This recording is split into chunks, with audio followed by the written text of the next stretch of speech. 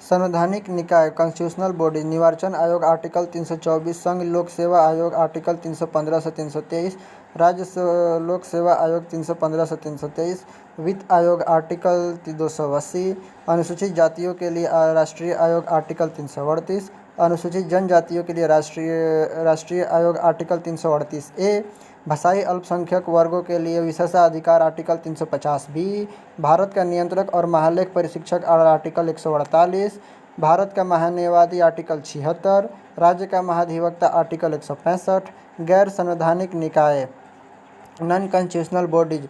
नीति आयोग की स्थापना 2015 में की गई थी। इसका जो चेयरपर्सन प्रधानमंत्री होते हैं। राष्ट्रीय मानव अधिकार आयोग की स्थापना 1993 में की गई थी। केंद्रीय सूचना आयोग की स्थापना 2005 में की गई थी। केंद्रीय सतर्कता आयोग की स्थापना 1964 में की गई थी। केंद्रीय अन्वेषण ब्यूरो की स्थापना 1963 में की गई थी। और लोकपाल लोकायुक्त के बारे में अभी कोई सूचना नहीं है।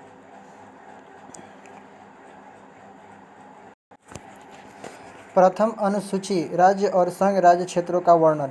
दूसरी अनुसूची में राष्ट्रपति, राज्यों के राज्यपाल, लोकसभा के अध्यक्ष तथा उपाध्यक्ष, राज्यसभा के सभापति तथा उपसभापति, विधानसभा के अध्यक्ष तथा उपाध्यक्ष, विधान परिषद के सभापति तथा उपसभापति, उच्चतम तथा उच्च न्यायालयों के न्यायाधीश एवं भारत के नियंत्रक महालेख परीक्षक के संबंध में उपबंध। तीसरी अनुसूची में शपथ या प्रतिज्ञान के प्रारूप।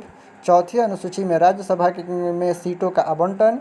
पाँचवीं अनुसूची में अनुसूचित क्षेत्रों और अनुसूचित जनजातियों के प्रशासन और नियंत्रण के बारे में उपबंध। छठी अनुसूची में असम, मेघालय, त्रिपुरा और मिजोरम राज्यों में जनजातीय क्षेत्रों में प्रशासन के बारे में उपबंध। सातवीं अनुसूची में संघ सूची, राज्य सूची और समवर्ती सूची है। आठवीं अनुसूची में मान्यता प्राप्त भाषाओं की सूची है। नौवीं अनुसूची में विशिष्ट अधिनियमों और विनियमों के सत्यापन के प्रावधान है। 10वीं अनुसूची में दल परिवर्तन के आधार पर निर्भरता के बारे में उपबंध है। 11वीं अनुसूची में पंचायतों के अधिकार, प्राधिकार और दायित्व है। 12वीं अनुसूची में नगरपालिकाओं के बारे का अधिकार, नगरपालिकाओं की अधिकार और प्राधिकार और दायित्व है। ये है टीयर्स ऑफ ओल्ड पीएम। ये एक शॉर्टकट ट्रिक है जिसका मतलब होता है tears. T for territories and state, E for emoluments, R for affirmation oath, A for Rajya Sabha seat allocation, S for scheduled areas, O for other scheduled areas, F for federal list, O for official language, L for land reforms, D for defection law, P for panchayat और M for municipalities। ये 12 अनुसूची के बारे में ये एक बार में आप याद कर सकते हैं। यानी कि tear of old PM, territory, T for territories and state, E for emoluments, A for affirmation और oath, R for Rajya Sabha seat allocation, S for scheduled areas, O for other scheduled areas, A for federal list, O for official language, L for land, D for defection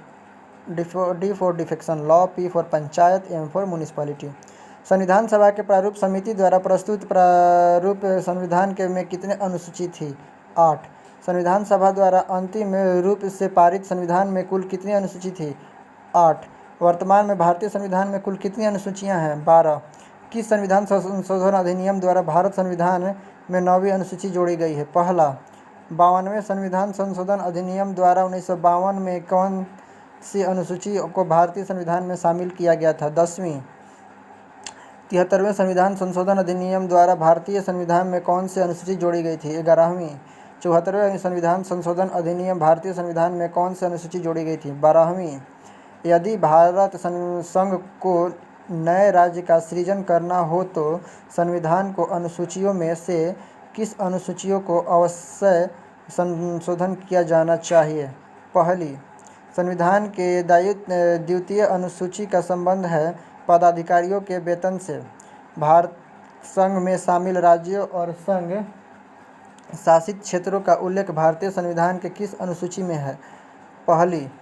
राष्ट्रपति राज्यों के राज्यपालों, सर्वोच्च तथा उच्च न्यायालय के न्यायाधीशों तथा भारत एवं महालेख परीक्षक आदि के वेतन के संबंध में प्रावधान संविधान के किस अनुसूची में है? दूसरी, भारतीय संविधान की तीसरी अनुसूची का संबंध है शपथ से।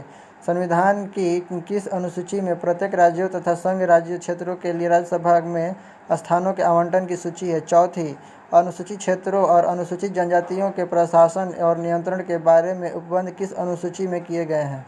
पाँचवीं अनुसूची में। भारत के संविधान में छठी अनुसूची का प्रमुख उपबंध संबंधित है जनजातीय क्षेत्र से। भारतीय संविधान के 22 भाषाओं को राज्य भाषा का दर्जा प्रदान किया गया है। इन राज्य भाषाओं का उल्लेख किस अनुसूची में है? आठवीं, किसी अधिनियम को संविधान की किसी अनुसूची में सम्मिलित करने पर उसकी वैधता को किसी न्यायालय में चुनौती नहीं दी जा सकती है। नौवीं, छल बदल के आधार पर निर्वाचित सदस्यों की अयोग्यता संबंधित विवरण संविधान के किस अनुसूची में दिया गया है? 10वीं, भारतीय संविधान की 11वीं अनुसूची का संबंध है पंचायत से। भारतीय संविधान का 12वीं सूची का संबंध है, जैसा कि आपको पता है, नगर पालिका से, म्यूनिसिपैलिटी से। Thank you.